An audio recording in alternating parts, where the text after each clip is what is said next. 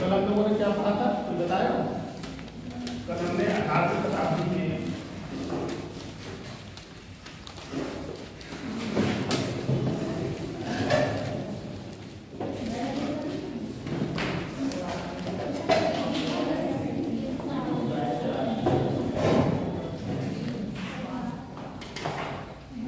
क्या पढ़ लिया था, आवाज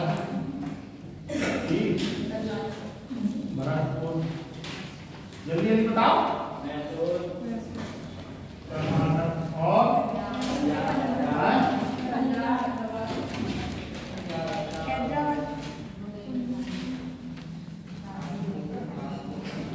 ये पढ़ लीजिए, ठीक है। कल कर रहा था महसूस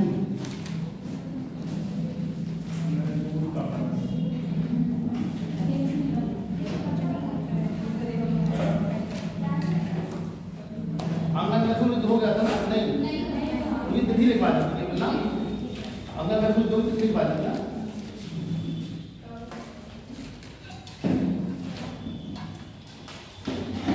तो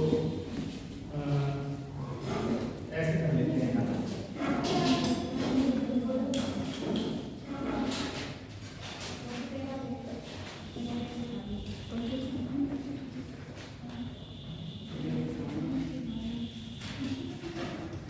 समझ आ रहा है ना?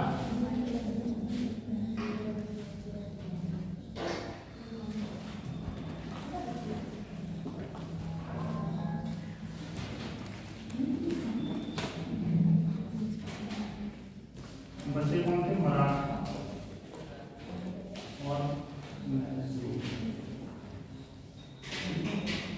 एक प्रथम आंकड़ा में शुरू हो गया, ये दूसरा आंकड़ा में शुरू हो गया।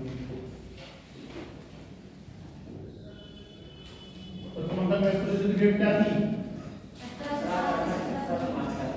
1765 से 1700। दूसरी बता दीजिए। तीसरे जो बताओ।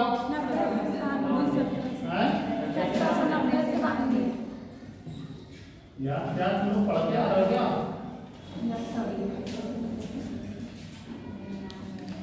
चतुर्थी क्या है? सबकी बात गलत तो नहीं बता रहे हो?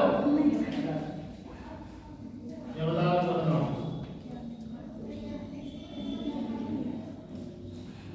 देखो बंधु आइए नोट कर दो। जब यूरोपीय कंपनी भारत में आई तो उनमें चाहे पुर्तगाली हो, डच हो, कौन कौन सी आई बताओ चीजें? और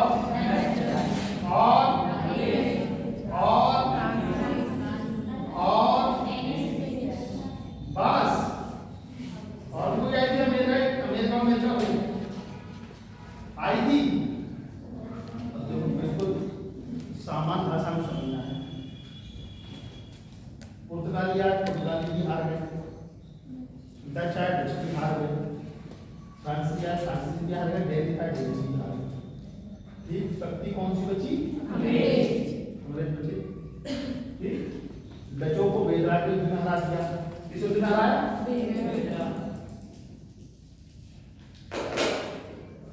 और फ्रांसीसी को किस युद्ध में हराया था?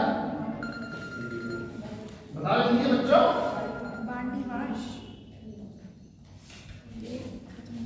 डच का पेड़ खत्म हो गया, ये बहुत कंपटीशन निकल गया अंग्रेजों से, ये भी खत्म। पुर्तगाल में खत्म। अंग्रेजों का मेन मोटो ये था, कि जो बाकी भारतीय शक्तियां बची हुई है ये तो थी विदेशी शक्तियां, और 18वीं शताब्दी में ये हुए थे राज। ठीक है, बोला है बोला क्या करते हैं? कोई लगाए कहाँ लगाए इसको? कैसे लगाया जाता है?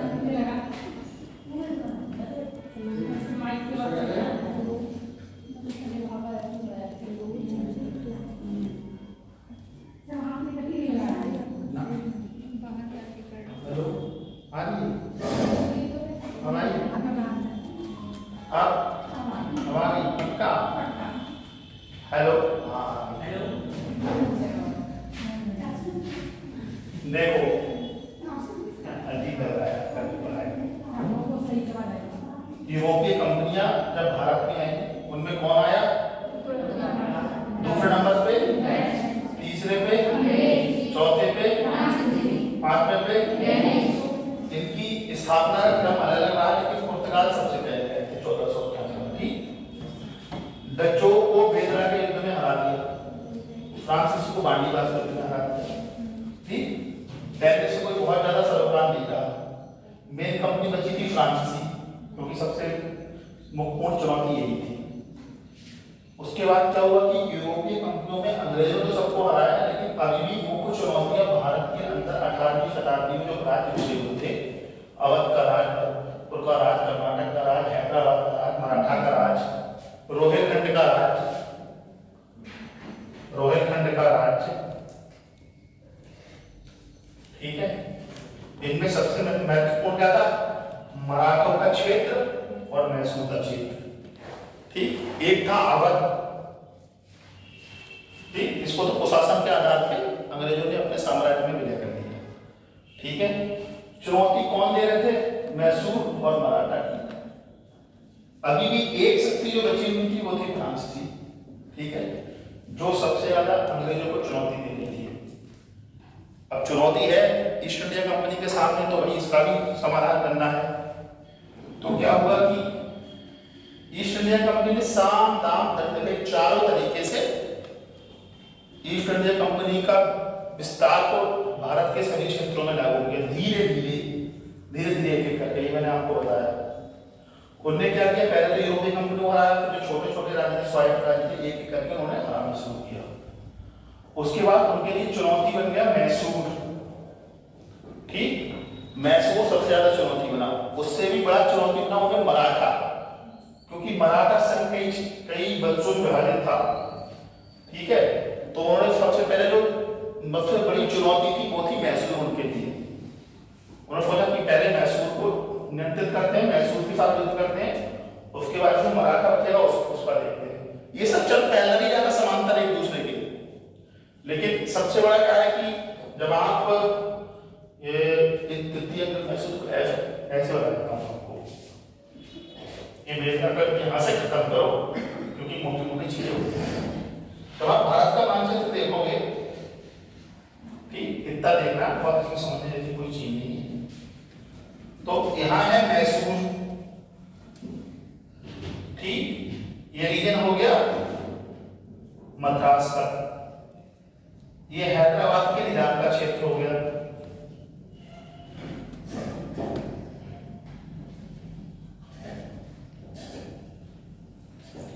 ठीक मेरे बच्चों, ये हो गया पांडिचेरी का क्षेत्र।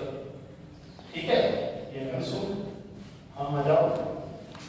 ठीक है, ये थोड़ा समझाने में फिर ठीक रहता है, मानचित्र बना के ना थोड़ा सा ठीक रहता है, आप लोग काफी चीजें समझ लो। मैसूर तो नीचे होगा, आधुनिक काल में इसे कर्नाटक कहा जाता है। इतना समझ में आ रहा है? मानचित्र के साथ समझ में आ रहा है? ये हैदराबाद के निजाम का क्षेत्र, ये मैसूर का क्षेत्र, इसे आधुनिक कर्नाटक बोलते हैं। ये है मद्रास का क्षेत्र। इतना जो लाइन है, ठीक, ये हो गया पांडिचेरी। बंगाल को कंट्रोल कर लिया, आया समझ में? अवध को कंट्रोल कर लिया, रोहिलखंड को कंट्रोल कर लिया, भरतपुर राजस्थान को कंट्रोल कर लिया, पंजाब को कंट्रोल कर लिया। इतने हद तक का जो मेन क्षेत्र था, मुख्य क्षेत्र था, उसको तो कर लिया कंट्रोल। अब सारा खेल था दक्षिण भारत को देखने का, क्योंकि जब तक दक्षिण भारत को पूरी तरीके से कंट्रोल नहीं करेंगे, तो यहां तक जो मोटा मोटा रीजन है ऐसे करके, कभी आप एनसीईआरटी उठा के देखेंगे तो आपको समझ में आएगा। इस तरीके के पूरा क्षेत्र उसके अंदर में आता है। ठीक है, तो इसको ऐसे करके कर लेंगे। ठीक, भरतपुर राजस्थान भी हो गया, पंजाब भी हो गया, रोहिलखंड भी हो गया, अवध भी हो गया, राजस्थान का भी क्षेत्र हो गया। चुनौती कहां से आ रही थी? मैसूर से, और ये अंगल वाला क्षेत्र है इससे। उन्होंने कहा ठीक है भाई, अंग्रेज तो सब तरीके की नीति अपना रहे, साम दाम दंड भेद, उन्होंने तो किसी भी तरीके से जो यूरोपीय शक्ति थी फ्रांस, उसको चैलेंज करना था। बाकी 18वीं सेंचुरी में जो ऑटोनमस बॉडी के रूप में जो स्टेट उभर के आए उनको बचाना था। तभी तो अंग्रेजों ने 3 साल शासन किया भाई। जब हमारे पास जब तक हमारे पास चुनौतियों के रूप में कोई ना कोई राज्य है, जब तक हम उसको पूरी तरीके से हरा नहीं देंगे तब तक हम कैसे कंट्रोल करेंगे। मैसूर है, जब संधियां हो रही थी, अब क्या पढ़ोगे मद्रास की संधि, श्रीरंगपट्टम की संधि, आगे पढ़ोगे तो आपको समझ में आएगा कि किस तरीके से एक एक करके उन्होंने छोटे छोटे क्षेत्रों को जीता। चाहे टीपू सुल्तान हो, चाहे वो हैदर अली हो, ठीक, मराठा सरगों में आप जाओगे, रघुनाथ राव हो, माधव राव हो, इस तरीके से सबको धीरे धीरे कंट्रोल करना सीखा। अच्छा, इससे थोड़े पहले कौन थे? उत्तरवर्ती मुगल शासक, ठीक, चुनौती उनको भी दी। चाहे औरंगजेब को हो, जहांगीर के काल में, चलो वो टॉमस रो, जहांगीर के काल में टॉमस रो और वो क्या नाम है, जॉन हॉकिंस, वो आए, तो वो तो शुरुआती दौर था। और उन्होंने मैसूर में युद्ध किया, ठीक। तो मैसूर साम्राज्य से इनके 4 युद्ध हुए। प्रथम आंग्ल मैसूर युद्ध, द्वितीय आंग्ल मैसूर युद्ध, तृतीय आंग्ल मैसूर युद्ध और चतुर्थ आंग्ल मैसूर युद्ध, ठीक है। द्वितीय आंग्ल मैसूर युद्ध को हम यहाँ लिखेंगे। हाँ आ जाओ, द्वितीय आंग्ल मैसूर युद्ध को हम यहाँ लिखेंगे, ठीक है।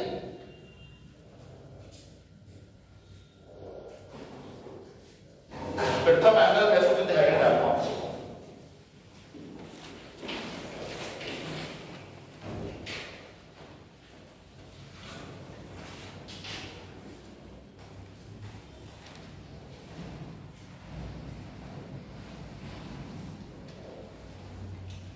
ये युद्ध अंग्रेजों का हैदर के बीच में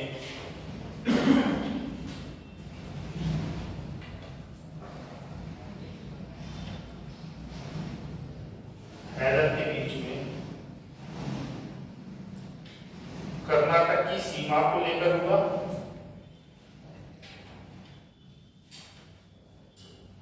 ठीक है,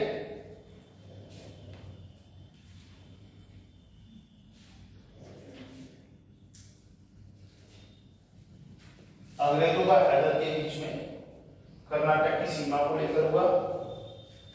पॉइंट नंबर 2, हैदर की फ्रांसीसियों के साथ निकटता, हैदर की फ्रांसीसियों के साथ निकटता। ठीक, इतना समझ में आ रहा है आप लोगों को?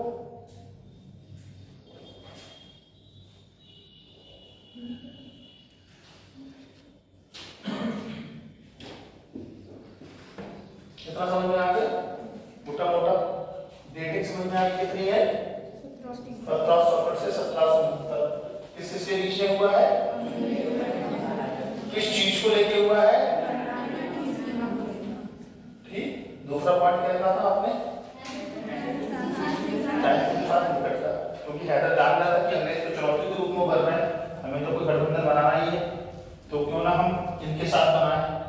उसके बाद हैदर ने क्या हुआ कि भारतीय राज्यों का एक समूह बनाया, ठीक, जिसमें हैदर, जिसमें बच्चों इधर लिखो, हैदर, निजाम और मराठी।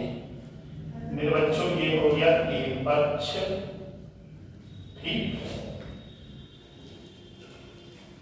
दूसरा पक्ष हुआ अंग्रेज। ठीक है, इतना समझ में आया? एक पक्ष कौन हुआ? हैदर, निजाम और मराठी। दूसरा पक्ष कौन हुआ? अंग्रेज। इतनी बात समझ में आ गई? उसके बाद इन लोगों का आपस में युद्ध हुआ। ठीक, अब आप मेन पॉइंट लिख लो। देखो, हैदर अली ने थोड़ा तेजी से लिखो, सिलेबस ज्यादा कंप्लीट नहीं हो पाएगा। तो ठीक, हैदर अली ने अंग्रेजों को जवाब देने के उद्देश्य से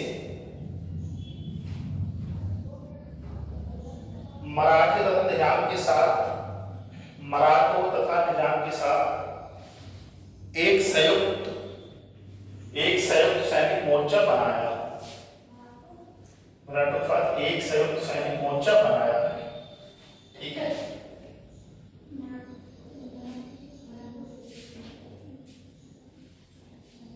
हैदर अली के नेतृत्व वाले मोर्चे ने हैदर अली के नेतृत्व वाले मोर्चे ने अंग्रेजों के मित्र राज कर्नाटक पर आक्रमण किया। क्या बोला? क्या बोला? मैं फिर से बोला, मैंने बोला क्या था?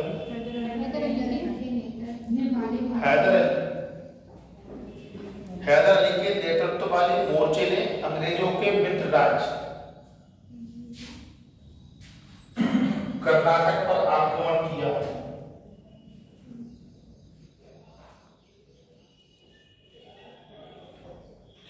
यह है मैसूर, जिसके लिए मानचित्र समझना, मैसूर पे आक्रमण किया। ठीक है,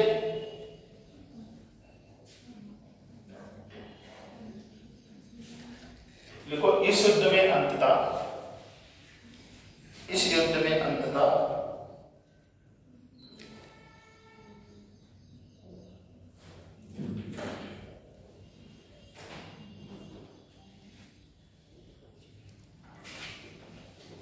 टीपू सुल्तान की विजय हुई और अंग्रेज पराजित हुए।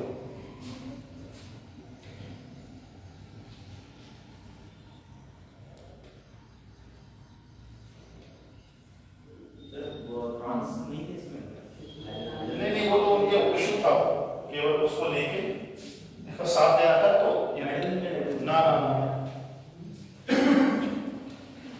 देखो, प्रथम आंग्ल मैसूर युद्ध मद्रास की संधि से समाप्त हुआ। प्रथम आंग्ल मैसूर युद्ध मद्रास की संधि जो 4 अप्रैल 1769 को हुई। 4 अप्रैल 1769 को प्रथम आंग्ल मैसूर युद्ध मद्रास की संधि के साथ 4 अप्रैल 1769 को समाप्त हुआ। ठीक है, 4 अप्रैल 1769 को समाप्त हुआ।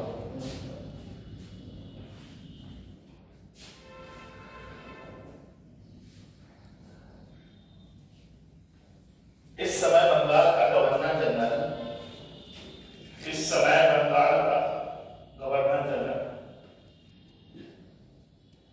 लॉर्ड वेलवेस्ट था। ठीक, इस समय बंगाल का गवर्नर लॉर्ड वेलवेस्ट था।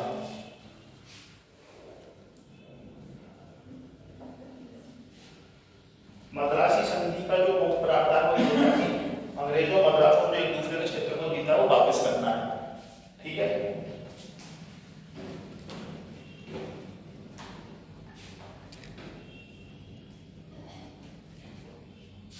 प्रथम मद्रास युद्ध में 5 क्वेश्चन सुन लो जो इंपॉर्टेंट है। एक तो आपको पक्ष याद रखना है, हैदराबाद निजाम मराठे, दूसरा अंग्रेजों का नाम, दूसरा इसकी डेटिंग क्या है 1765 से 1769। बंगाल का गवर्नर जनरल कौन था? और ये युद्ध की संधि समाप्त हुआ। मद्रास की संधि कब हुई? 5 क्वेश्चन आपके क्लियर हो गए। ठीक, 4-5 क्वेश्चन टीसीएस की परीक्षा में और स्टेट के एग्जाम में पूछे गए हैं। ठीक है, अब तो दूसरा आंग्ल मैसूर युद्ध,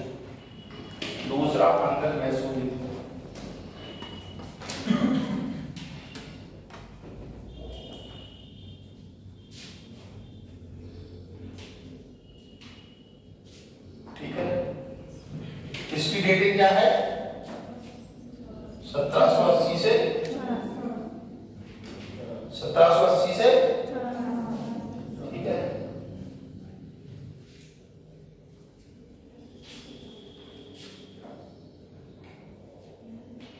निजाम, बरार और मराठा। ठीक है, हैदर के साथ कौन थे? ऐसे कहना एक पक्ष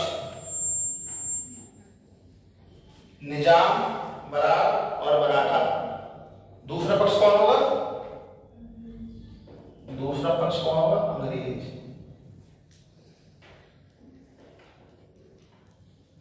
देखा, समझ में आ गया आप लोगों को? डेटिंग क्या थी इसकी बच्चों? पहला पक्ष कौन था हैदर के साथ?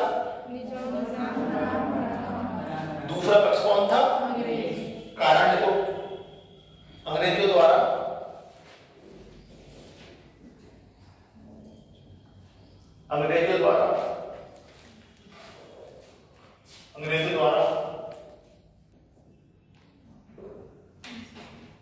फ्रांसीसी बंदरगाह माहे पर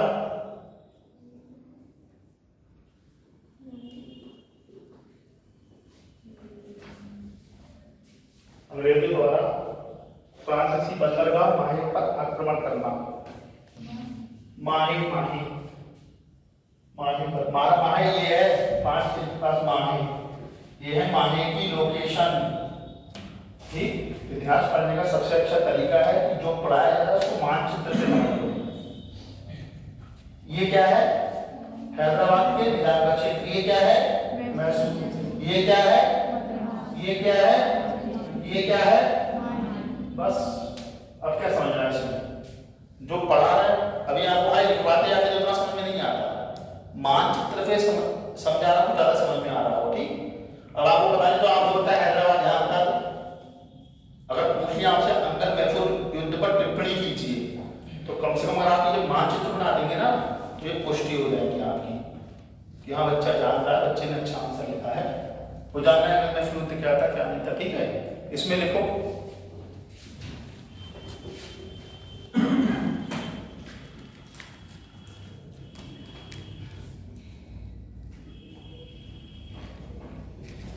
हैदर ने 1780 में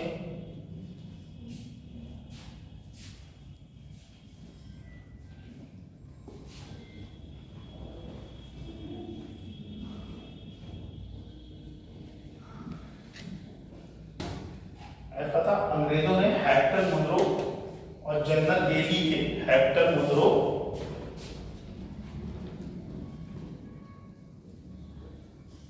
लिखना मत, ठीक है, मैं आपको समझा दे रहा हूं।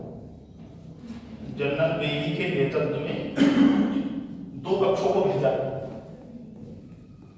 हेक्टर मुनरो भी हार गए, जनरल बेली भी हार गए मैसूर से, क्योंकि इनका गठबंधन इतना बड़ा था। कौन थे? निजाम थे, मराठा थे और मराठे थे, ये दोनों भी हार गए।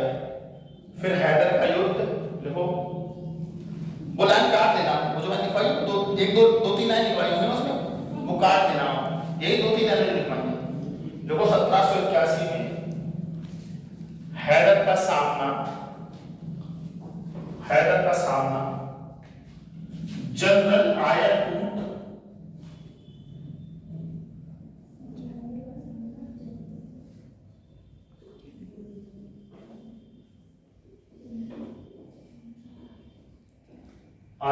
से 1781 में पार्टोनेवा के युद्ध में, समझ में आया क्या बोला मैंने? हैदर ने 1781 में जनरल आयरकूट से पार्टोनेवा का युद्ध किया। ठीक, हाँ, पार्टोनोवा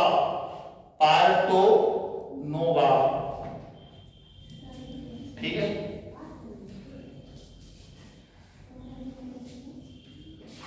और पार्टोनेवा के युद्ध में हैदर हार गया था।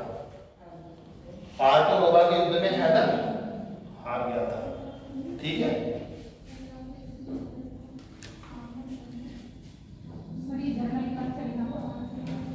जनरल आयरकूट से पार्टोनेवा का युद्ध 1781 में जनरल आयरकूट से हुआ था। ठीक, पार्टोनेवा का युद्ध 1781 में जनरल आयरकूट हैदर में हुआ था। ठीक, इस युद्ध में हैदर की हार हुई।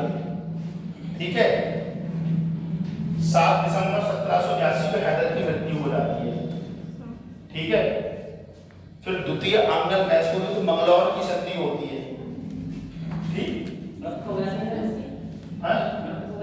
7 दिसंबर 1782 7 दिसंबर 1782 सॉरी द्वितीय आंग्ल मैसूर युद्ध मंगलौर की संधि से समाप्त होता है। ठीक है, मंगलौर की संधि हुई थी 1784। मंगलौर की संधि कब हुई थी? और इस समय गवर्नर जनरल कौन था? Warren Hastings.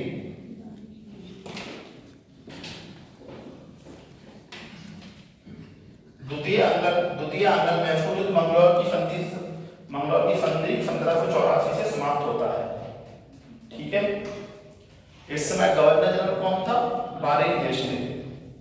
ठीक, इतना समझ में आया आप लोगों को?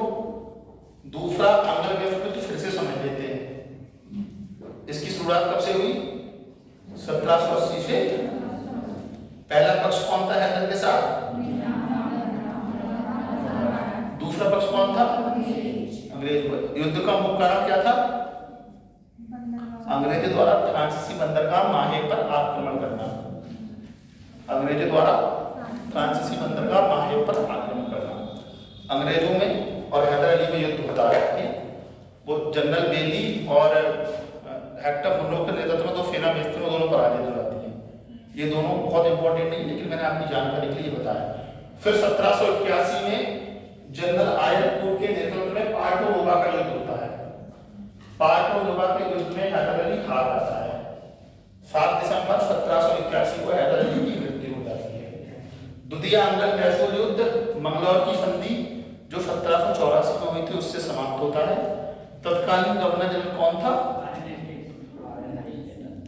Warren Hasting. एक डेट के हिसाब से 1 पक्ष 2 3 कारण मायका 4 मंगलौर की संधि 5 वारेन हेस्टिंग 6। ये 6 क्वेश्चन बनते हैं द्वितीय आंग्ल मैसूर युद्ध से।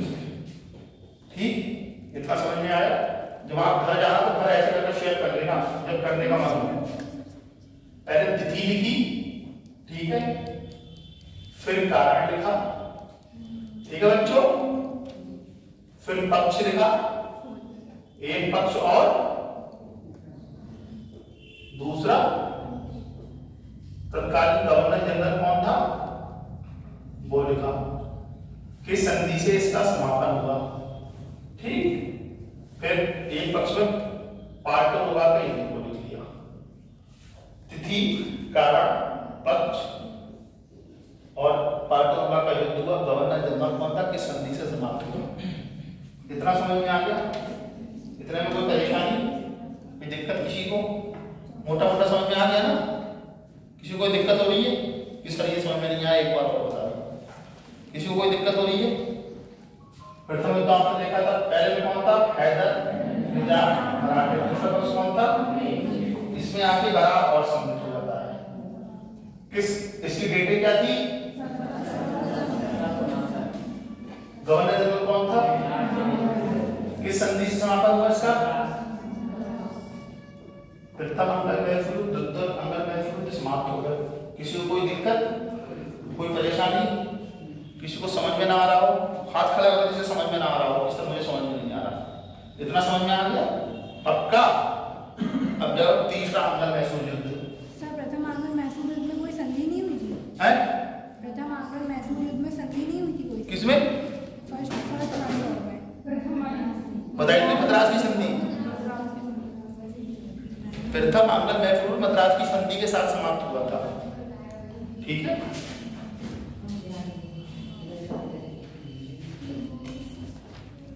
4 अप्रैल 1769 को हुई थी। ठीक है, ठीक, 1784। देखो मद्रास की संधि हुई 4 अप्रैल 1769 में। मंगलौर की संधि कब हुई बच्चों?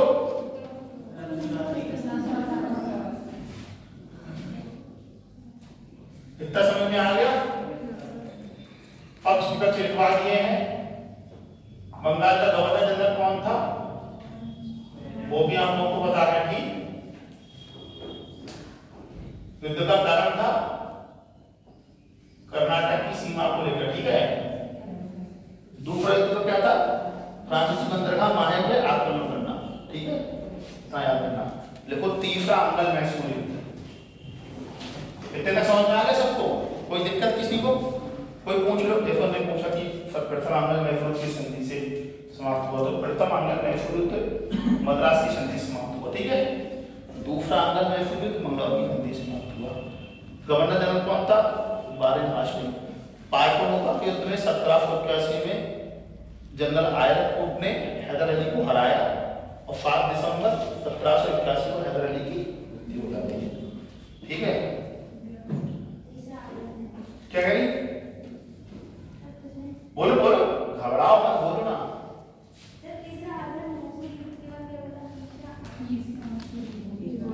तीसरा अंगल मैसूर युद्ध, कोई बात नहीं, घबराओ मत, ठीक।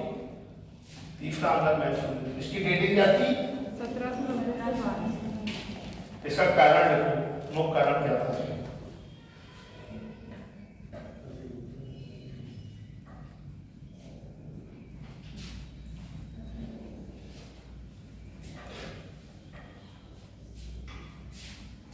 आई कोटा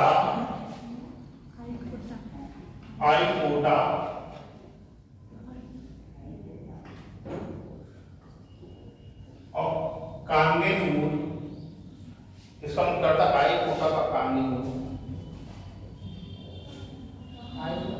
आई कोटा और कांगेनूर, आई कोट कुछ किताबों में आई कोटा भी मिलता है, आई कोट और कांगेनूर 2 डच बंदरगाह होते हैं जिन्हें टीपू सुल्तान खरीदना चाहता है, ठीक है।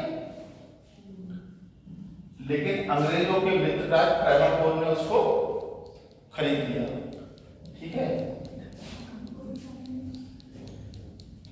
2 डच बंदरगाह है, आईकोट और कांगेनूर, ठीक है। इनको टीपू सुल्तान खरीदना चाहता है, लेकिन अंग्रेजों के मित्रराज ट्रैवनकोर ने इसको खरीद लिया, ठीक। यही इस युद्ध का मुख्य कारण था। देखो इसमें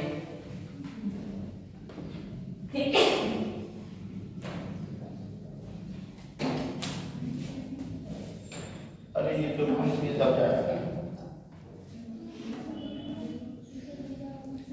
इसमें उल्टा क्या हुआ? इसमें उल्टा पता क्या हुआ?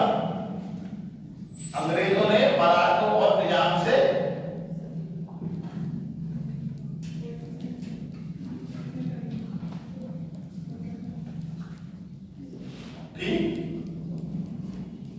अंग्रेज मराठा प्लस निजाम एक पक्ष, दूसरा पक्ष कौन हुआ?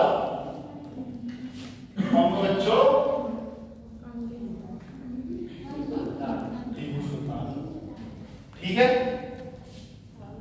पक्ष हो याद रखो, 2 पक्ष में निजाम और मराठा इनकी तरफ थे, तीसरे को हमने अपनी तरफ कर दिया, ठीक है। यही तो फॉल्स, यही तो स्ट्रेटजी होती है।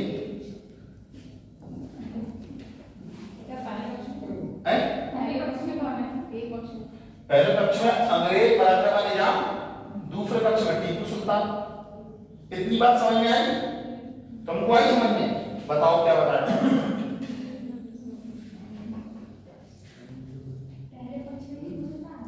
हाँ,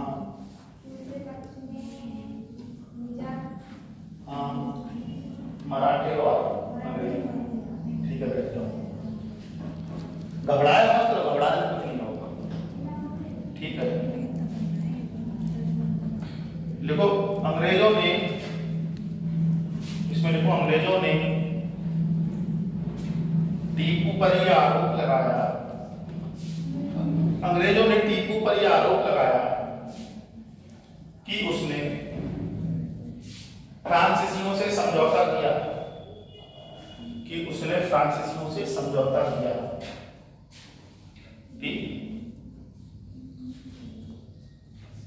बट ट्रैवनकोर पर आक्रमण किया, बट ट्रैवनकोर पे आक्रमण किया, बट ट्रैवनकोर पर आक्रमण किया। ट्रैवनकोर नहीं पा रहा है, ट्रैवनकोर,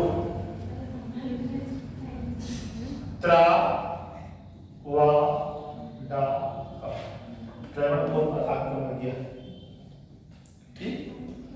देखो इस युद्ध में अंग्रेजी सेना का नेतृत्व, इस युद्ध में अंग्रेजी सेना का नेतृत्व अंग्रेजी सेना का नेतृत्व कैप्टन मीडोज ने किया। कैप्टन मीडोज ने किया। और कैप्टन मीडोज के नेतृत्व में टीपू सुल्तान पराजित हुआ। टीपू मेडोज के नेतृत्व में कैप्टन मीडोज के नेतृत्व में टीपू सुल्तान पराजित हुआ। ठीक, आगे पॉइंट देखो। फरवरी 1792 को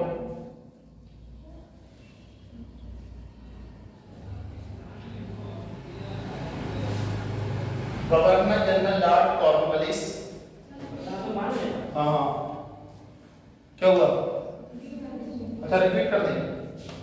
देखो फरवरी 1792 को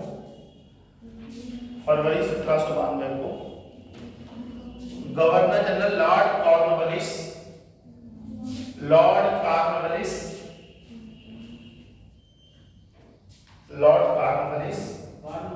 हाँ अरे लिख लो यार ऐसे।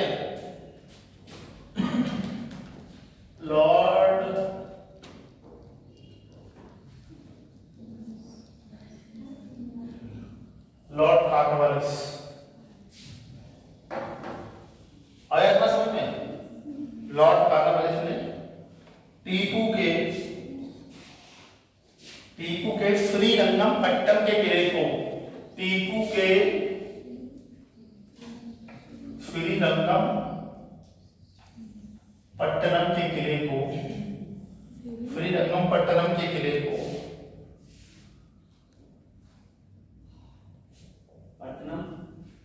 को घेर कर उसे संधि के लिए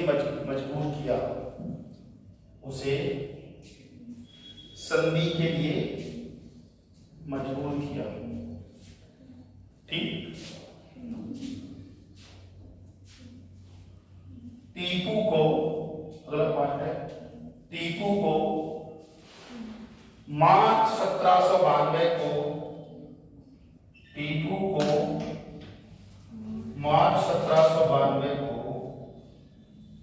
श्रीरंगपट्टनम की संधि करनी पड़ी।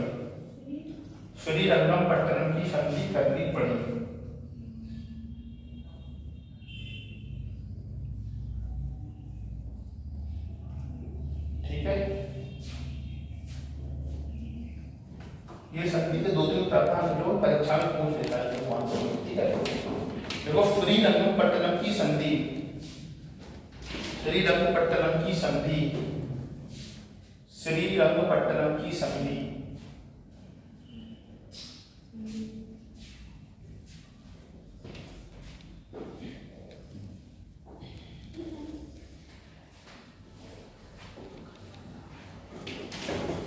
देखो टीपू को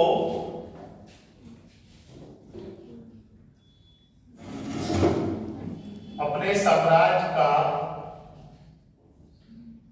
आधा हिस्सा अंग्रेजों को देना पड़ा। पहला पॉइंट। ठीक है,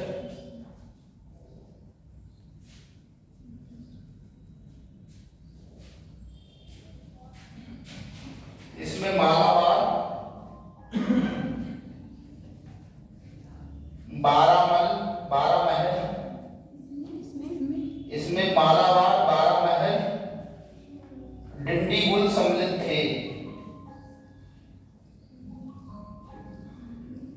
इसमें मालाबार, बारामहल, डिंडीगुल सम्मिलित थे।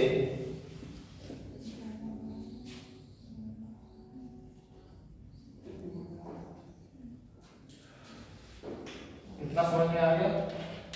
संधि का दूसरा प्रावधान था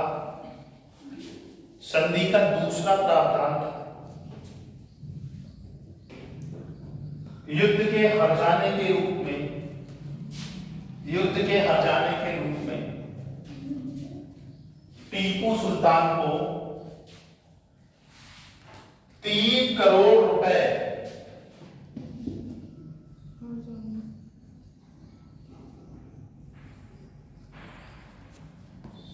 3 करोड़ रुपए देने पड़े युद्ध के हर्जाने के रूप में टीपू सुल्तान को अंग्रेजों को 3000 रुपए देने पड़े। सर हाँ 3 करोड़ रुपए, सॉरी 3 करोड़ रुपए देने पड़े। अगला पॉइंट देखो, तीसरा पॉइंट,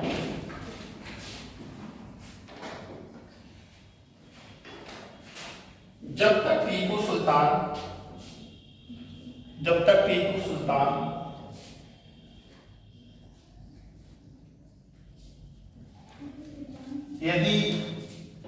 यदि टीपू सुल्तान अंग्रेजों को रुपए नहीं देगा,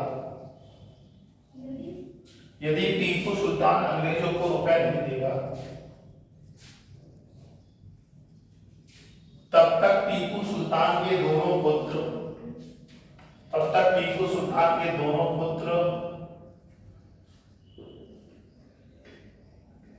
अंग्रेजों के पास रहेंगे।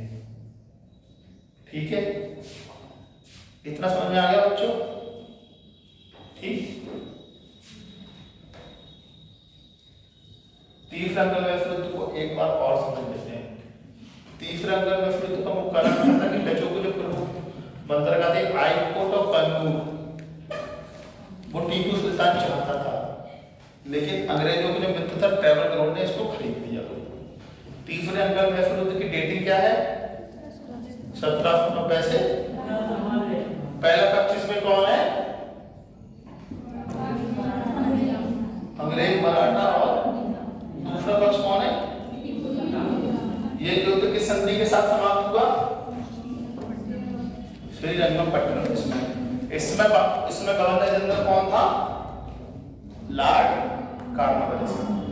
ठीक, इतना समझ में आया?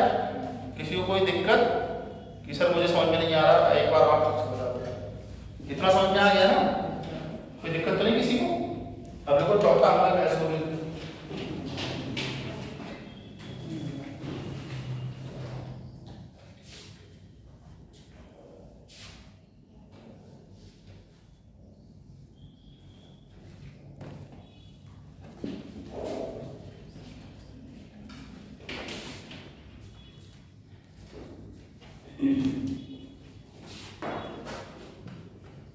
जिसकी दीदी क्या थी चौथे अंगल में युद्ध की? 1799। पक्का? एक बायस था लॉर्ड बेरेंजरी। लॉर्ड बेरेंजरी ने एक संधि चलाई थी, सहायक संधि। तो सहायक संधि का प्रलेखक आपसे पूछा जाए तो लॉर्ड बेरेंजरी होगा। सहायक संधि ये थी कि लॉर्ड बेरेंजरी को द्वारा जो भारतीय राज्य थे उनसे कुछ संधि करता था, जिसे बोलते हैं सहायक संधि। उसके द्वारा कि वहां एक सेना रखनी पड़ेगी, तुम्हें हम तुम्हारी मदद करेंगे, हमारे सैनिक करते थे। इसके अलावा तुम्हें कोई दूसरी शक्ति परेशान करेगी तो युद्ध में आपकी मदद करेंगे। तो लॉर्ड बेरेंजरी ने सहायक संधि के लिए मैसूर के पास एक प्रस्ताव भेजा। इसका कारण देखो, कारण देखो, अंग्रेज गवर्नर जनरल लॉर्ड बेरेंजरी के द्वारा, अंग्रेज गवर्नर जनरल लॉर्ड बेरेंजरी के द्वारा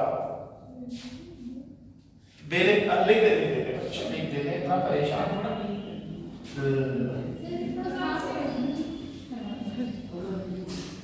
ऐसा करते हैं इसको।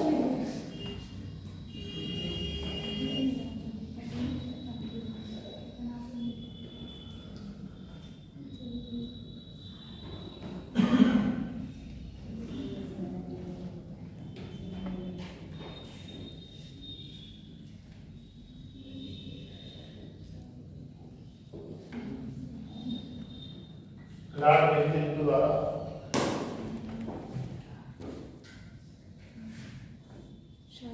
सहायक संधि का प्रस्ताव मैसूर के पास भेजना। सहायक संधि का प्रस्ताव मैसूर के पास भेजना। टीपू सुल्तान के द्वारा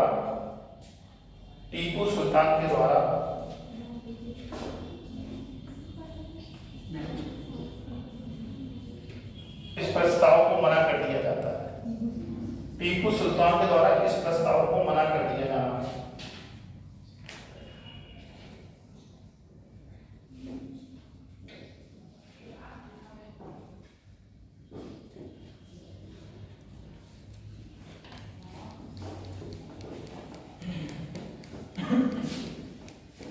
अंततः टीपू सुल्तान और अंग्रेजों में युद्ध हुआ। ठीक, अंततः टीपू सुल्तान और अंग्रेजों में युद्ध हुआ। 4 मई 1799 को टीपू सुल्तान मारे गए। 4 मई 1799 को 4 मई 1799 को टीपू सुल्तान मारे गए। ठीक है बच्चों,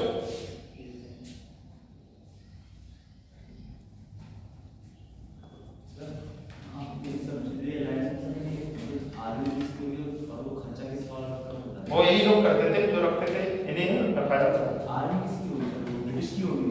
हाँ आर्मी ब्रिटिश की होगी। हाँ, ब्रिटिश की सेना पे रखना पड़ता था भारतीय क्षेत्र में। खर्चा ही वही लोग देते थे जो राज रखेगा जिस राज्य में। हाँ, इनके बगैर ना तो कोई संधि कर सकते हो, संधि करोगे तो कुछ हो गई। ठीक, चारों अंगन मैसूर समाप्त हो गए। ठीक है, एक बार फिर से दोहराने अंगन मैसूर को है, देखो फिर से देखो।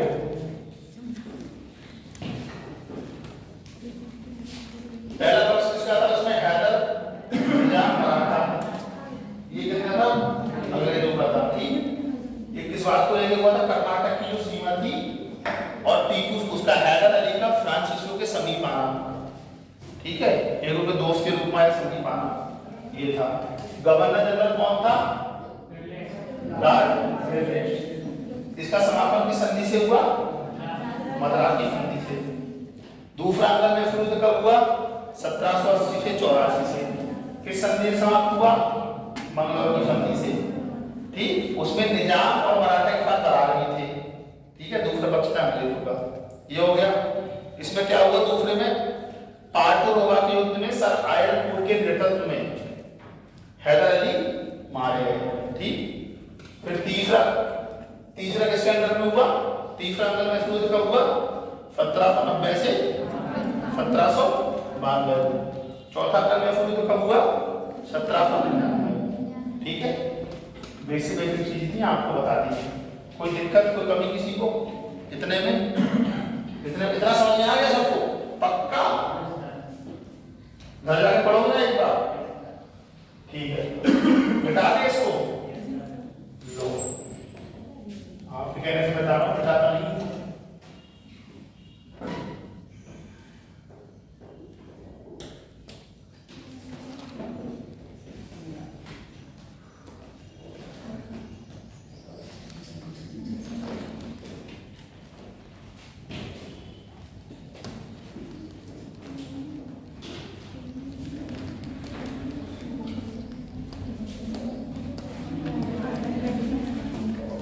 अगला टॉपिक डालो आप लोग। अगला टॉपिक क्या था? पंजाब।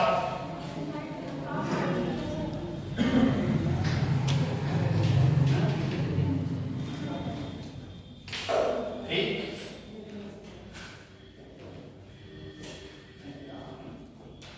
ये वाला रीजन आ गया पंजाब में।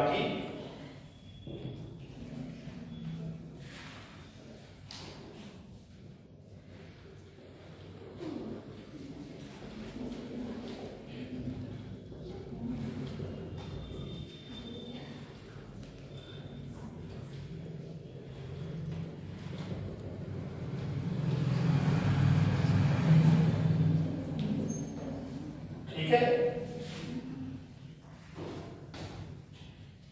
आपको समझ में आ रहा है? ये पंजाब का रीजन हो गया। ठीक है, अगला जो लंबी फाइल आता है पंजाब का। ठीक, लिखो इसमें, लिखो गुरु गोविंद सिंह की मृत्यु के बाद, गुरु गोविंद सिंह की मृत्यु के बाद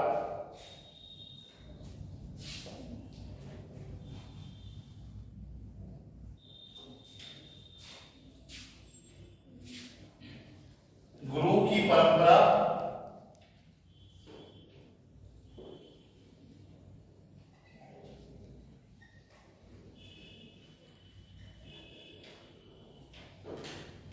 समाप्त हो गई और बंदा बहादुर ने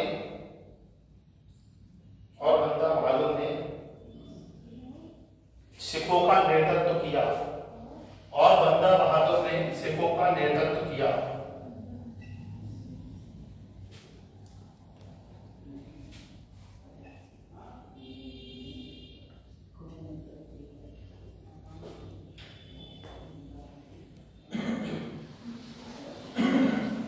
देखो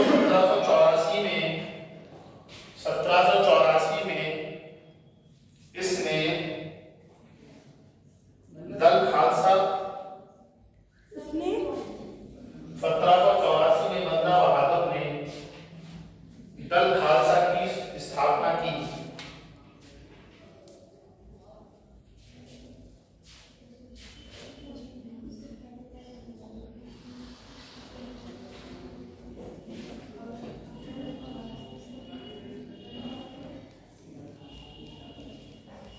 एक तो पानी का पानी तो है, पानी तो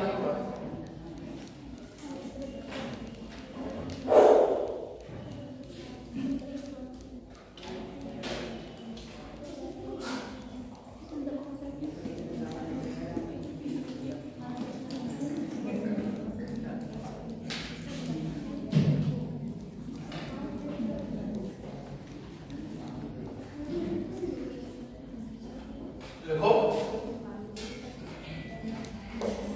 1753 में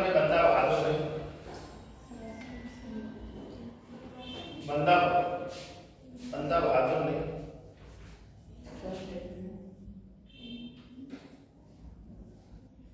राखी प्रथा की शुरुआत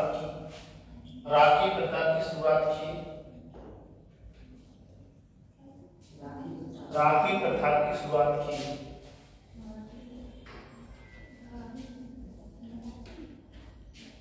इसमें कर के रूप में 1/5 भाग में बचा दिया जाता था। इसमें कर के रूप में उपज का 1/5वां भाग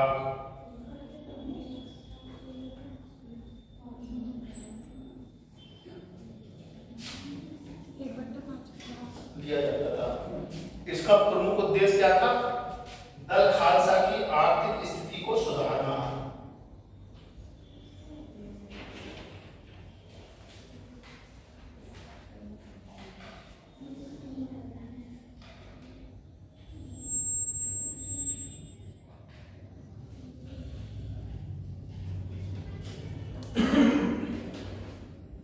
दल खालसा की आर्थिक स्थिति को सुधारना, ठीक है।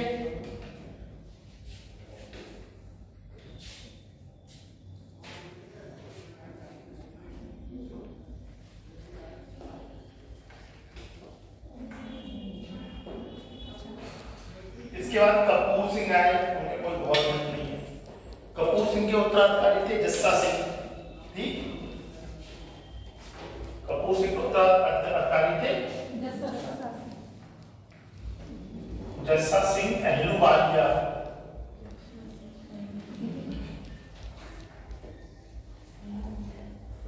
जस्सा सिंह अहलूवालिया, ठीक है। जस्सा सिंह अहलूवालिया सिखों को नेतृत्व प्रदान किया गया, ठीक। लिखना मत, काम की चीज नहीं है। जो काम की चीज रहेगी वो आपको लिखवा देंगे, ठीक है।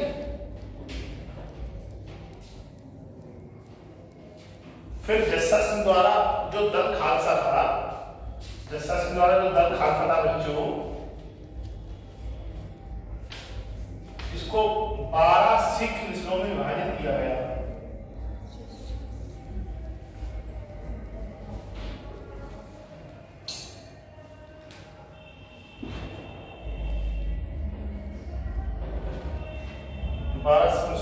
इसको लिख लो।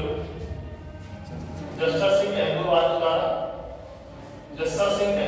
द्वारा दल खालसा को 12 मिसलों में विभाजित किया गया।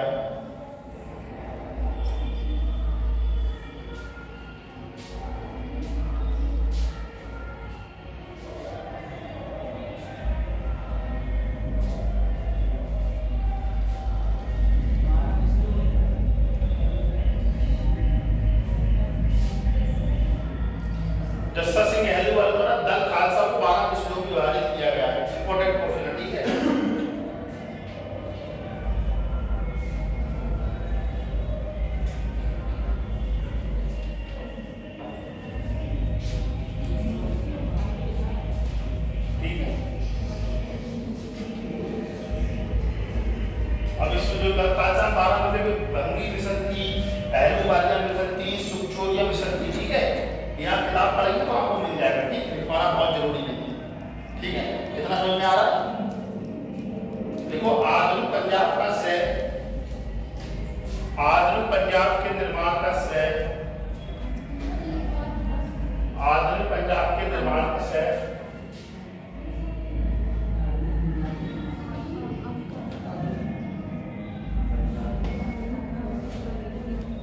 सुक्कर चकिया, आधुनिक पंजाब का निर्माण का श्रेय सुक्कर चकिया मिशन को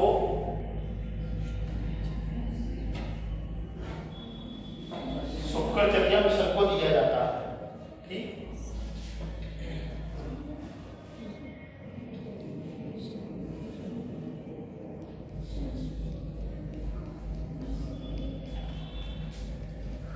अगला हेडिंग आपको डालेंगे इसमें रणजीत सिंह,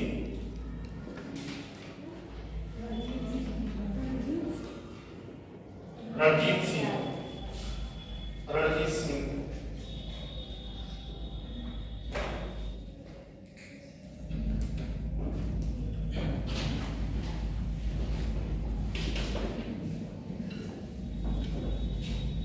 देखो 1792 से 1797 तक, 1792 से 1797 तक एक प्रशासनिक परिषद के रूप में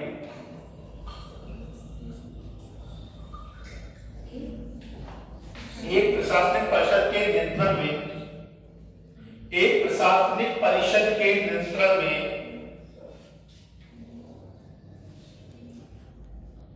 रणजीत सिंह ने शासन किया, रणजीत सिंह ने शासन किया, ठीक।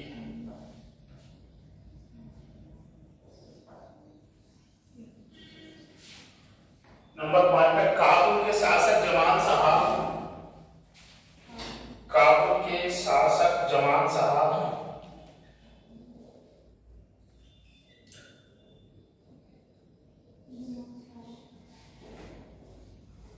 काबुल के शासक जमान शाह द्वारा इनको राजा की उपाधि, राजा की उपाधि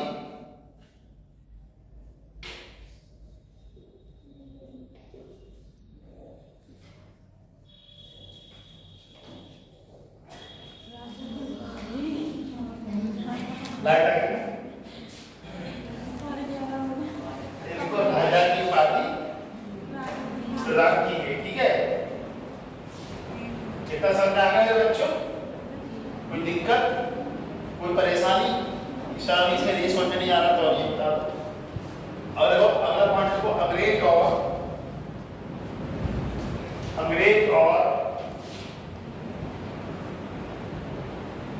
विरोधी सिख राज्यों के कारण,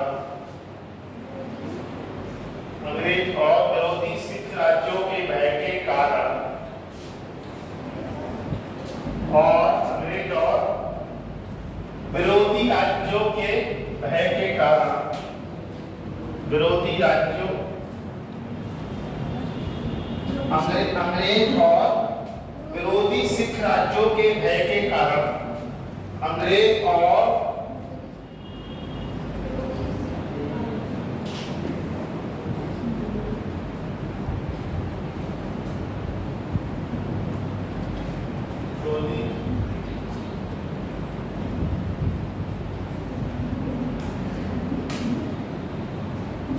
अंग्रेज और विरोधी सिख राज्यों के भय के कारण रणजीत सिंह ने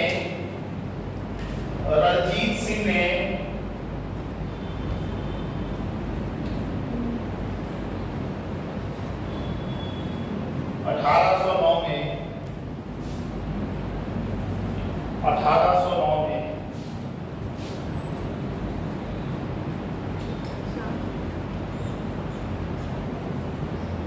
चार्ल्स मेडफोर्ड से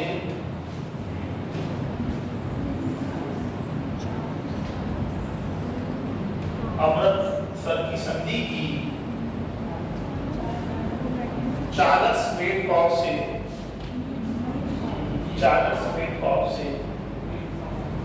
अमृतसर की संधि की बेस्ट मतलब IMPBBBIMP करके पढ़ना है। दो तीन बात पूछी पीसीएस के पेपर में। अमृतसर की संधि किसमें हुई? रणजीत सिंह और चार्ल्स बेंटॉप। रणजीत सिंह ने 1809 में चार्ल्स बेंटॉप से अमृतसर की संधि की। इतनी सी बात समझनी है आपको, ठीक? समझ कैसे समझा देते हैं? अंग्रेज और विरोधी सिख राज्यों के भय के कारण रणजीत सिंह ने 1809 में चार्ल्स बेंटॉप से अमृतसर की संधि की। तुमको समझ में नहीं आया? तुम खड़ी हो जाओ। अच्छा, अब आगे समझ में? खड़ी हो जाओ। क्या समझ में आया? सर रणजीत सिंह ने 1809 में चार्ल्स बेंटॉप से संधि की। किसकी? बरेली की? बनाई? सुनागढ़ी? जयशंकरी चौराहे की? क्या अमृत सिंह ने 1809 में चार्ल्स बेंटॉप से अमृतसर की संधि। आगे समझ में? अमृतसर तुम्हारे जीवन भर याद है, कभी भी अमृतसर की संधि, ठीक? पक्का? भूलोगी तो नहीं? भूल गई तो पक्का? चलो भाई साहब आपको समझ में आया? पक्का? एक बार बता दो क्या समझ में आया?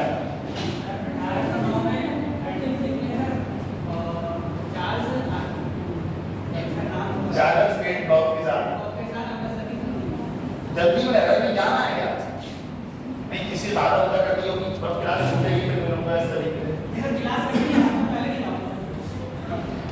अच्छा, अगला पॉइंट देखो। जिस कोहिनूर हीरे को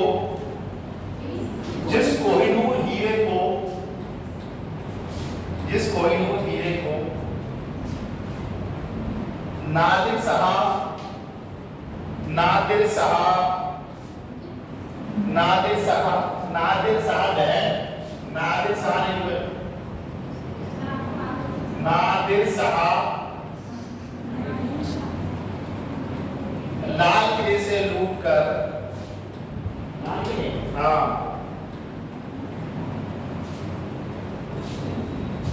लाल किले से लूट कर लाया था।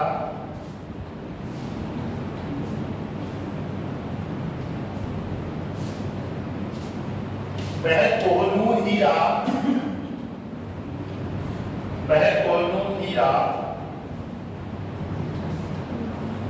रणजीत सिंह को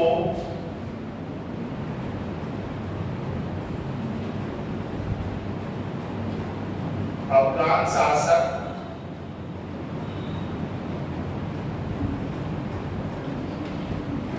शाहशुजा से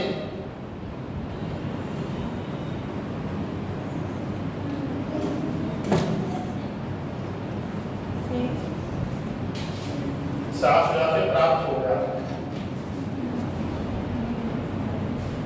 जिस कोहिनूर हीरो को नादिर साहब लाल किले से लूट के आया था, उस कोहिनूर हीरो को रणजीत सिंह ने अफगान शासक शाहशुजा से प्राप्त किया था। ठीक है मेरे बच्चों,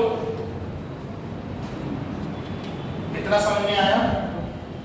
आ गया? पक्की बात?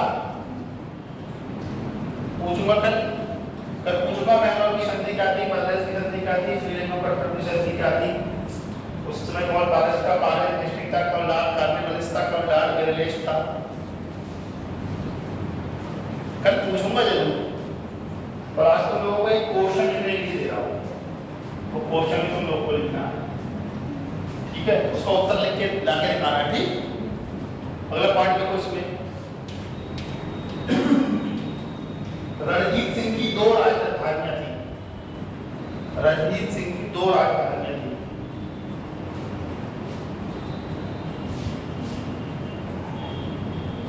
अब तो बेटा बंदा बहादुर चले गए, निपट गए।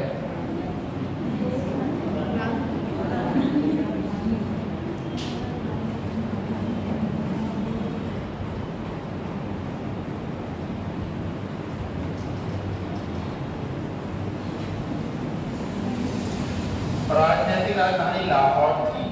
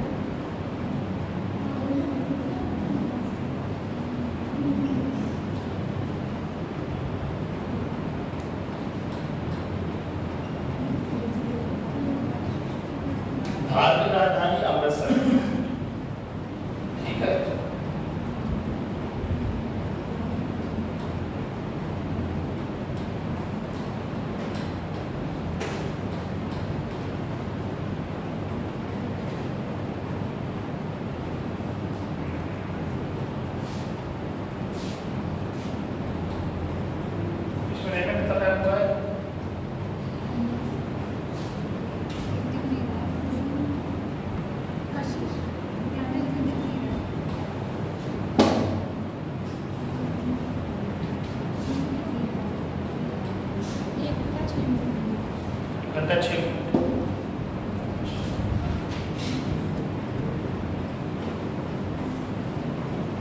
कहाँ थी राजनीतिक राजधानी? कहाँ थी?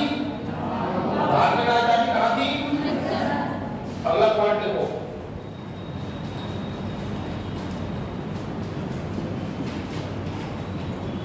रणजीत सिंह की सेना को फौजे खास कहा जाता था। रणजीत सिंह की सेना को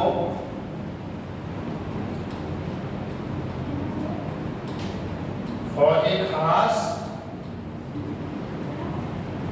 रणजीत सिंह की सेना को, रणजीत सिंह की सेना को फौजे खास कहा जाता था। रणजीत सिंह की सेना को फौजे खास कहा जाता था।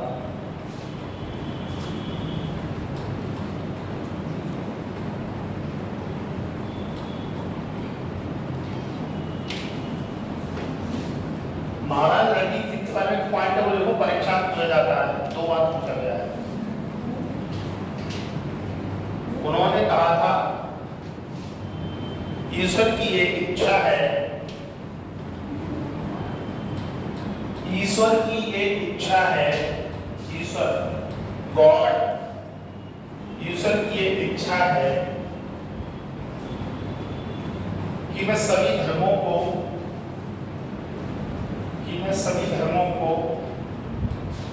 एक निगाह से देख सकूं।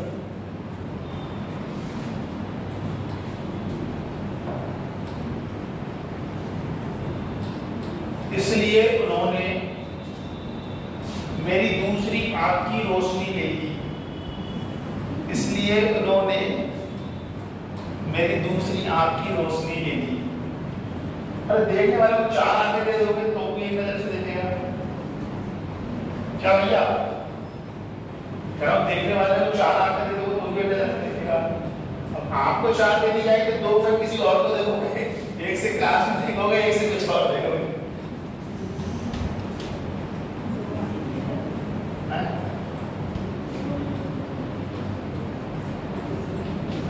देखो फ्रांस, अगला पॉइंट है फ्रांसीसी यात्री जैक्यू मोंट,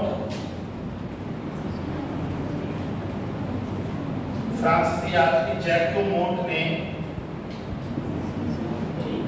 जैक्यू मोंट ने रणजीत सिंह की तुलना नेपोलियन बोनापार्ट से की है, नेपोलियन बोनापार्ट से की है।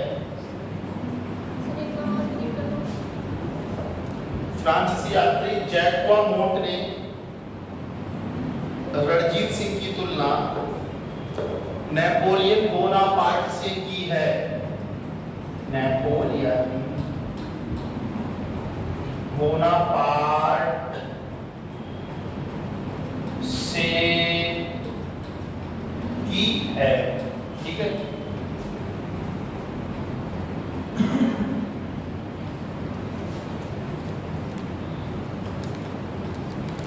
जून 1839 में रणजीत सिंह की मृत्यु हो गई।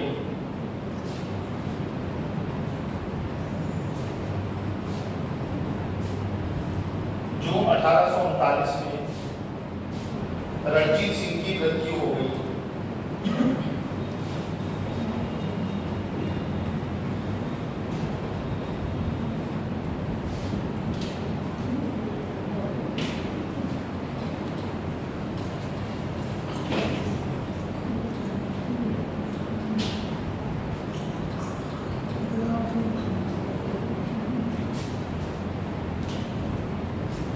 इनकी समाधि लाहौर में थी, इनकी समाधि लाहौर में थी।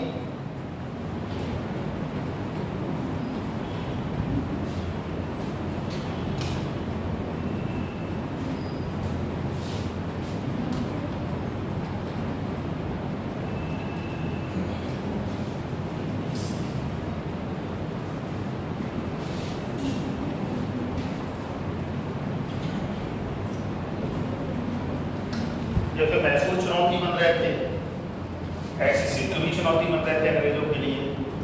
बनने के मैसूर का तो काम तमाम हो गया। कौन बचे? सिखों का राज कहाँ था?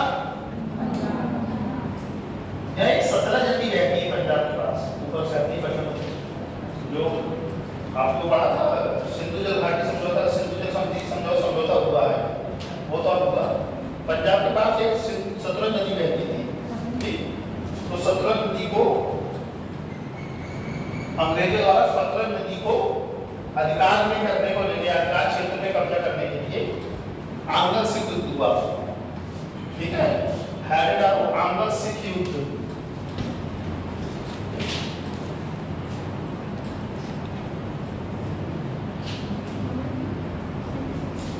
आंग्ल सिख युद्ध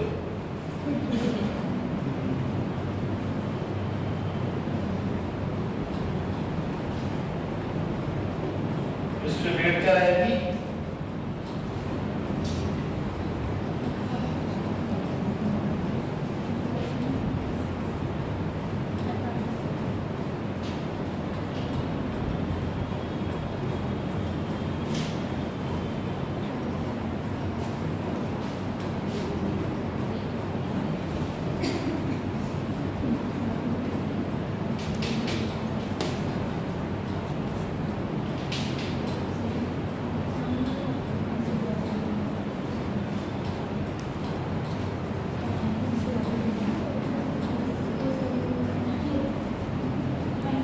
इस समय सिख शासक कौन थे?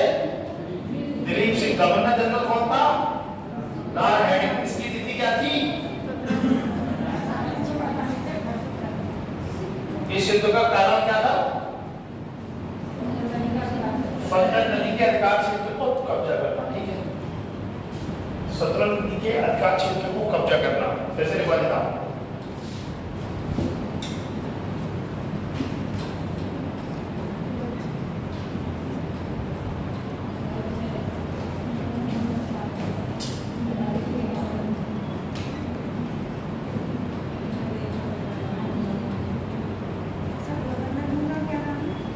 Lord Hardinge.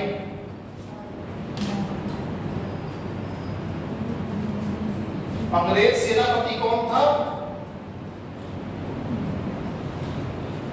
लॉर्ड कफ।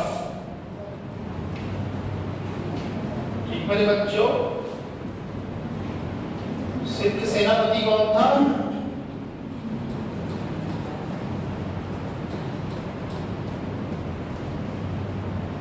राज सिंह। ठीक मेरे बच्चों, इतना समझ में आया आप लोगों को?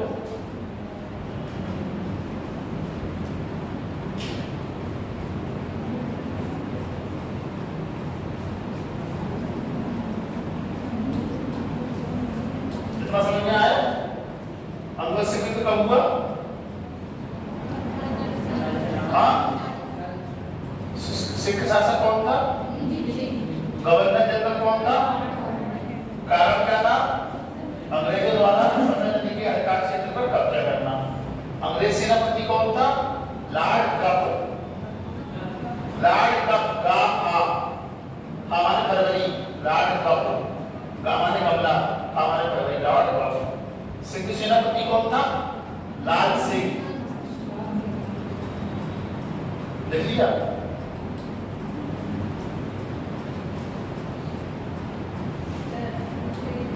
आप फिर से बता दूंगा, लिखने तो सब लोगों को फिर से बता दूंगा, ठीक है?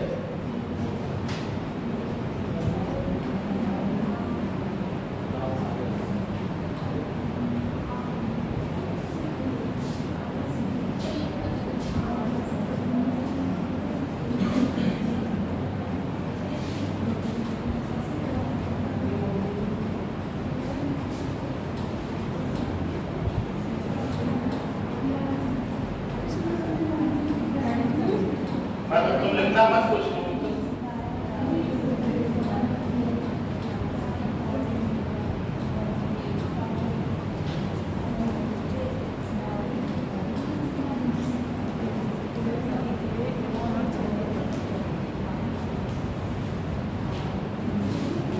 आपका सिख युद्ध कब हुआ? 1845 से 1846। सिख शासक कौन था? दिलीप सिंह। गवर्नर जनरल कौन थे? Lord Hardinge. अंग्रेज सेनापति कौन था? सिख सेनापति कौन था? अगला पॉइंट लिखो। लाल सिंह और तेज सिंह के विश्वासघात के कारण क्या हुआ? मोहित भाई कहां समझ में नहीं आया? लिख नहीं पा रहे ना? देखो जल्दी लिखो। इधर देखो, आंग्ल से युद्ध कब हुआ? सिख शासक Dilip Singh, governor general Lord Hardinge, अंग्रेज सेनापति लॉर्ड कप, सिख सेनापति लाल सिंह। और समझ में कारण क्या था? सतलज नदी के अधिकांश क्षेत्र को कब्जा करना। 5 पॉइंट हो गए। इतना आया समझ में? पक्का भूलोगे तो नहीं? कल पूछूंगा तो बता दोगे? मैं नोट्स बनाए पूछूंगा। ठीक, मद्रास से लेकर मैंगलोर की संधि, रंगमपट्टनम की संधि, ठीक है। बंदा बहादुर कितने सिख संघ की स्थापना की, कितने उनकी कितने विभाजन किया, ठीक है। याद रखना, मैं पूछूंगा ध्यान से आपको। लाल सिंह और तेजा सिंह ने विश्वासघात किया और सिख सेना हार गई। उसके बाद सिख सेना ने 9 मार्च 1846 को सिखों को लाहौर की संधि करनी पड़ी। लिखो।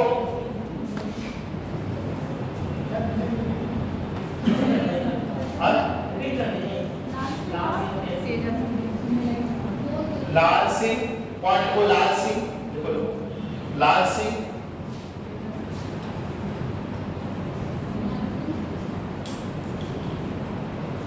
और तेज सिंह के विश्वासघात के कारण, तेज सिंह के विश्वासघात के कारण सिख हार गए। सिख हार गए, ठीक।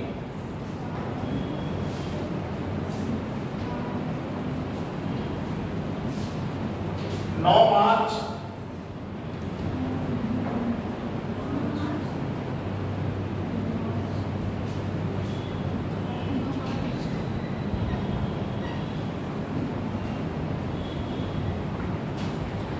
1846 को लाहौर की संधि हुई। 9 मार्च 1846 को 9 मार्च 1846 को लाहौर की संधि हुई।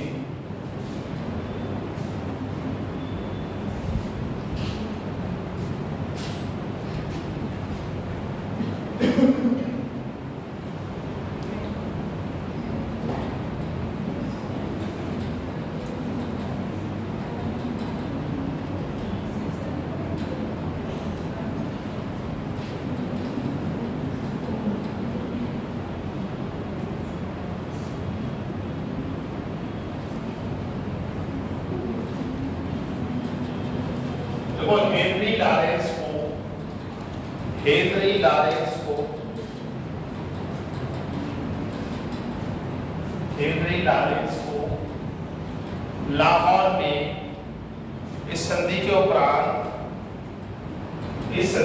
उपरांत ब्रिटिश रेजिडेंस नियुक्त किया गया। ब्रिटिश रेजिडेंस नियुक्त किया गया।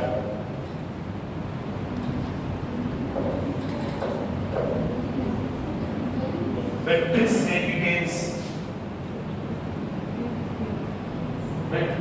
रेजिडेंस नियुक्त किया गया। ठीक है बच्चों,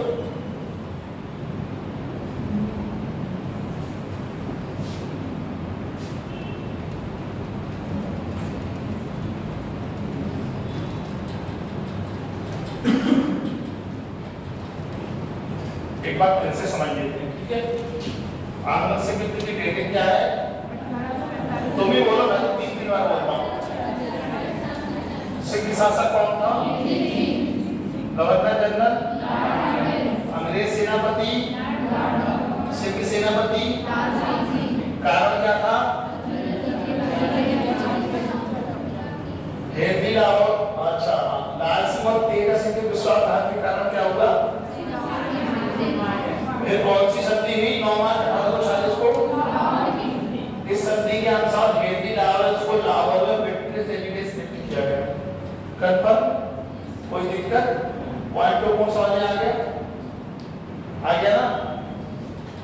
सारे टीचर बस इसी तरीके से समझाते हैं। जिसका समझ में जल्दी आ जाए तो ठीक है।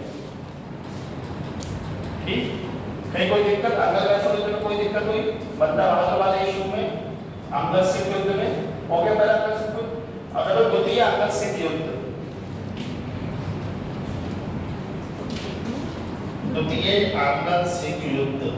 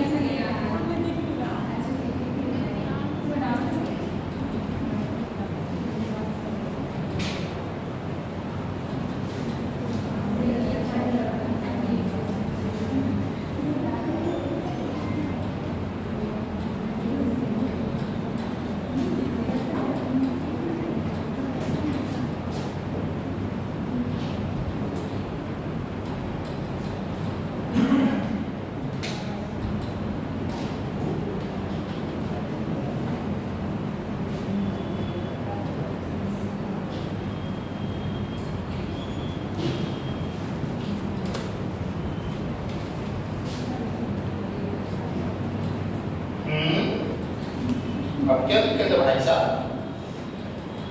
अब तो मैं कुछ कह भी नहीं रहा हूँ।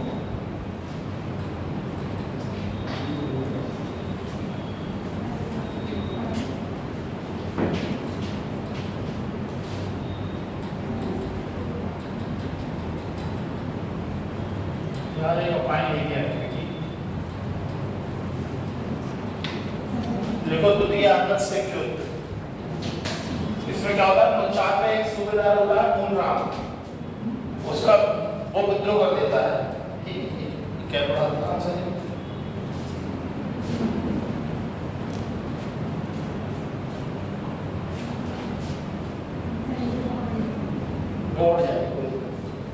लिखो द्वितीय अंगद सिख युद्ध का मूल कारण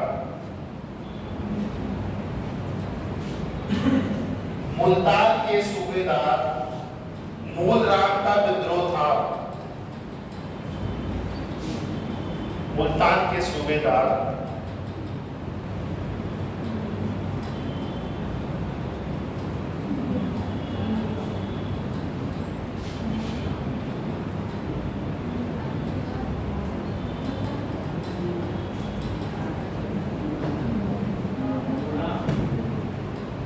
मूल राम का विद्रोह था।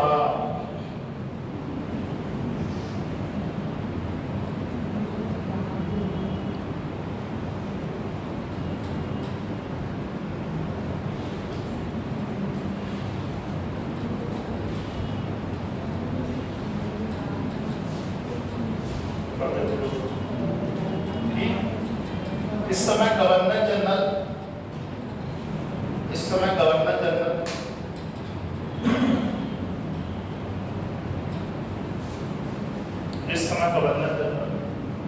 लॉर्ड डलहौजी थे।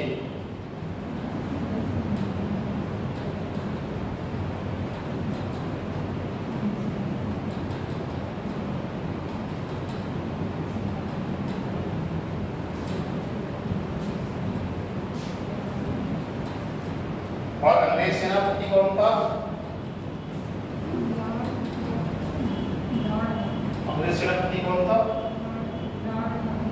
लॉर्ड।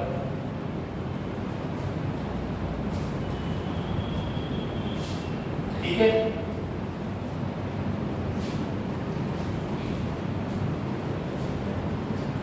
द्वितीय अंगद सिख युद्ध की तिथि क्या थी?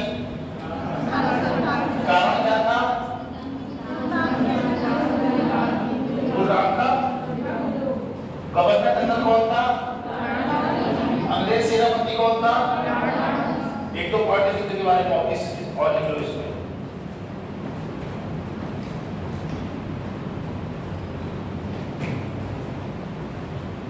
वंश के अंतिम राजा, सिप्त वंश के अंतिम राजा दिलीप सिंह की मृत्यु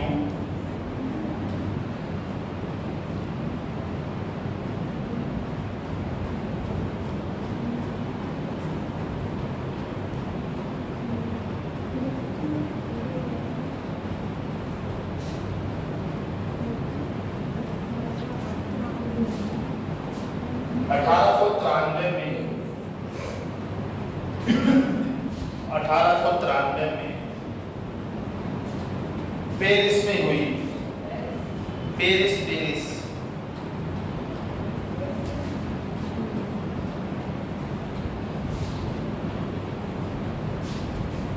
पेरिस में हुई। ठीक,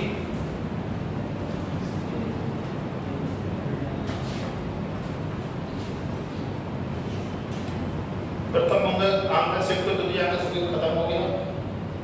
अंतिम शासक दिलीप सिंह उनकी मृत्यु 1893 में पेरिस में हो गई। ठीक, इतना हम लोगों ने आज खत्म कर दिया।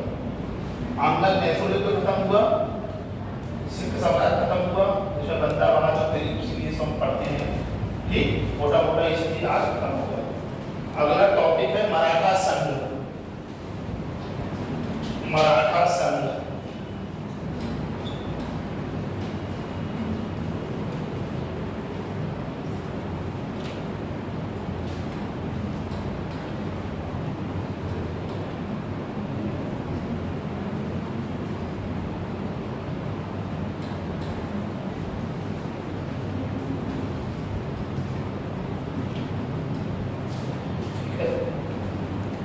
हमको शिवाजी हो गया।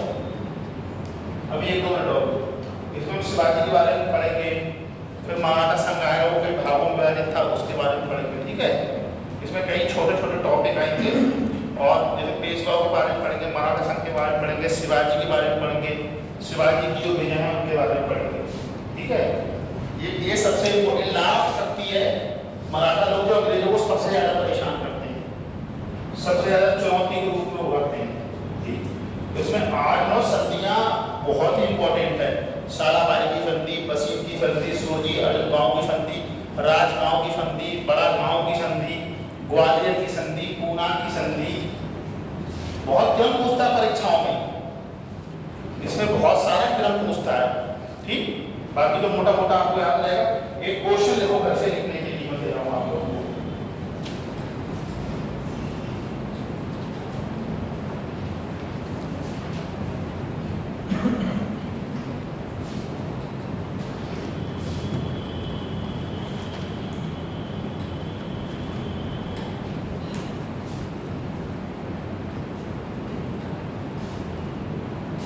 देखो, बक्सर के युद्ध पर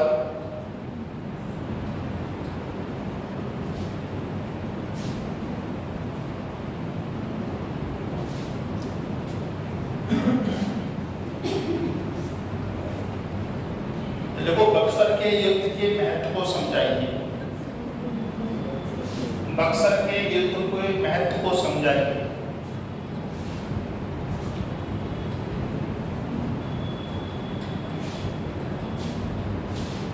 ठीक है,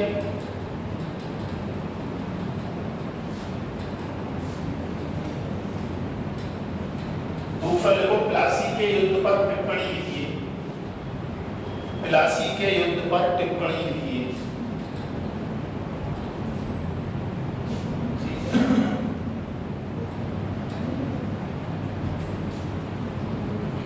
ये दोनों आपको लिखने हैं। जो मैंने लिखवाया है आपको और कहीं मिल सकता है, सर्च करके आप जो भी है, चाहे यूट्यूब पे सर्च करके, चाहे क्रोम पे सर्च करके, जहां भी आपको लगे कि आंसर ठीक हो सकता है, इसको मेरे को लिख के दिखाना है करना आपको। ठीक,